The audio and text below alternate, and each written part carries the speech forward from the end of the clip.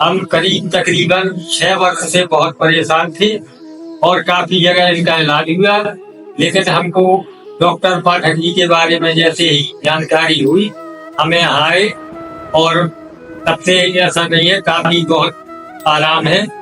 और हम यही कामना करते हैं कि हमारे डॉक्टर साहब बहुत तरक्की करें और मैं डॉक्टर साहब को बहुत बहुत धन्यवाद और उनको आभार प्रकट करता हूँ।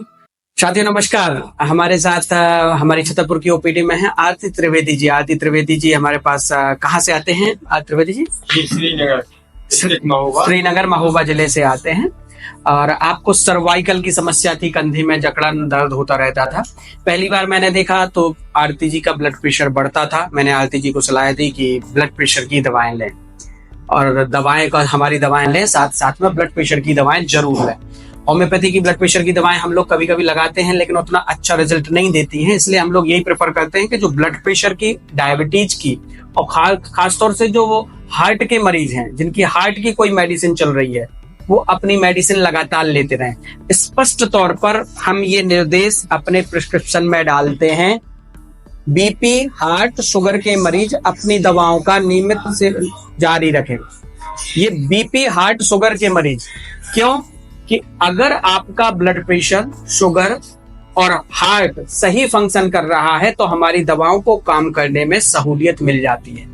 अगर आप बीपी की दवाएं लगातार अपनी नहीं लेंगे, अगर आप अपनी डायबिटीज की दवाएं जो आपको सूट कर रही हैं नहीं लेंगे, अगर आप अपनी कार्डियक फंक्शनिंग वाली दवाएं खासतौर से इक्विस्प्रिन वगैरह अगर आपकी ब्लड थिनर चल रही हैं वो नहीं लेंगे तो कहीं ना कहीं आपको संघर्ष करना पड़ सकता है उस आरोग्य को पाने में जिस आरोग्य को देने के लिए हम लोग प्रतिबद्ध हैं।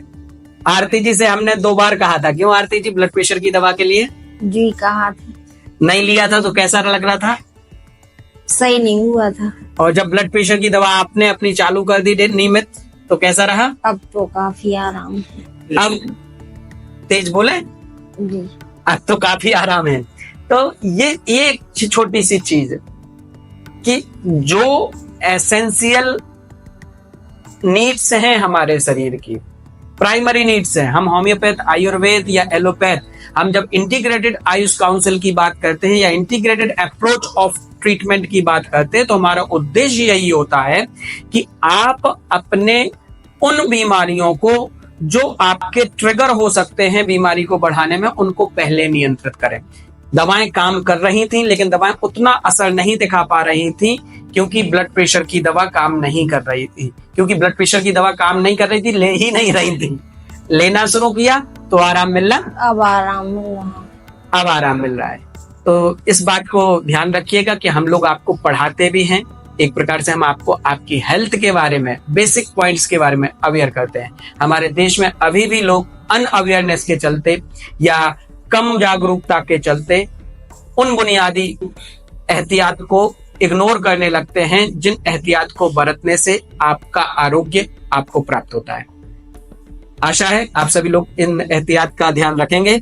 हमारे त्रिवेदी जी भी बहुत परेशान हो रहे थे पिछले बीच में 1-2 महीने में उनको ऐसा लगने लगा था कि दवा काम करेगी कि नहीं करेगी।